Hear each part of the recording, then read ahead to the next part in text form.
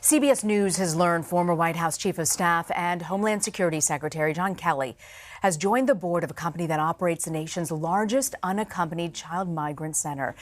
The company, Caliburn International, operates shelters in Texas and Florida. The largest one is in Homestead, Florida. It can house up to 3,200 kids. Caliburn's also financially backed by DC Capital Partners. That's a venture fund, which Kelly was on the board in 2016 before becoming Secretary of Homeland Security and Chief of Staff. Well, the facility houses about 2,200 teenagers as of April 24th, but is not subject to routine inspections from state welfare experts. Employees at this facility undergo FBI background checks, but do not undergo Florida's child abuse and neglect background check systems, which actually provides more information than a traditional criminal database. Joining me now on the set is investigative reporter who broke this story, CBS News' Graham Cates. So Graham, walking through this here, you've got this former chief of staff who is linked to this detention facility. What can you tell us? Before he became the chief of staff and before he became the Secretary of Homeland Security, John Kelly was on DC Capital Partners board. And DC Capital Partners at the time was not involved in unaccompanied children's sheltering at all. And then last year, they purchased a company that had one shelter and it had about 1,200 kids in it.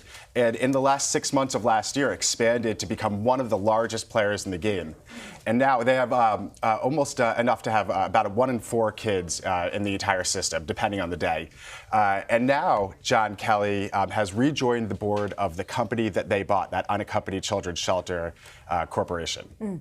So is there any sort of impropriety here? Is what he did in any way opens him up to any legal liability?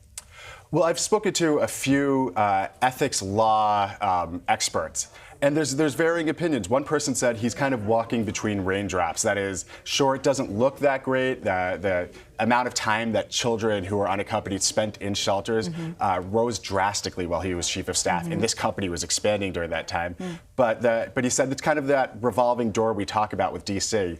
But then there's other lawyers who say, well, we really need to know that he wasn't knowingly involved in decisions that would benefit that company while he was chief of staff. And there's no evidence that he was, but it might, this lawyer says, need some looking into. One of the facilities, I mean, it's one of the biggest, correct me if I'm wrong, Homestead, 3,400 kids and beds for kids in that facility. Was there a sense, how were they able to sort of circumvent any sort of child services inspections? So this is actually the single largest by far facility for unaccompanied children in the country. And what it is this company, they only have the one shelter in Florida, and so they're not part of the state's foster care system, which is what you need in order to access what it's called SACWIS. It's this really detailed background check system that won't just show criminal background, but red flags in people's background.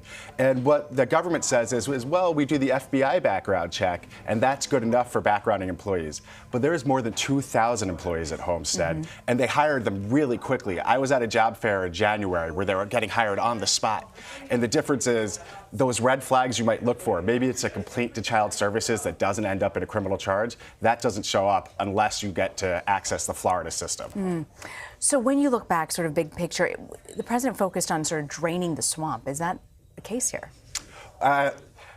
Look, he worked for this company. The company got much bigger. At least the company that his firm bought got much bigger under his term. And now he's back working with them. You could call it the swamp. You could call it the revolving door. But it's kind of a constant in D.C., right?